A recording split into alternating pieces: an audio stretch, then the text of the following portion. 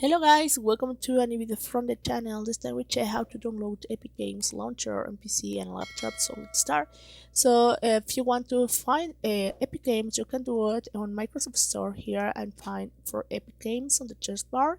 Here you will find it.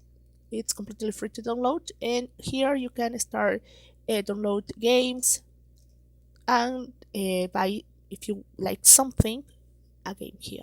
Just install the app and you will have on your PC. The other way to do it is go to the official website. If you don't have Microsoft Store, as you can see here, I'm the official. And you have to register as I can do it. You can see here on the right top corner that I register, and then it says download. You can download the app here. Just click here and you will find that Epic game is installing right now. So that's how you can install it and how you can get Epic Games Launcher completely free for your PC and laptop and start using for download any game or buy any game if you want.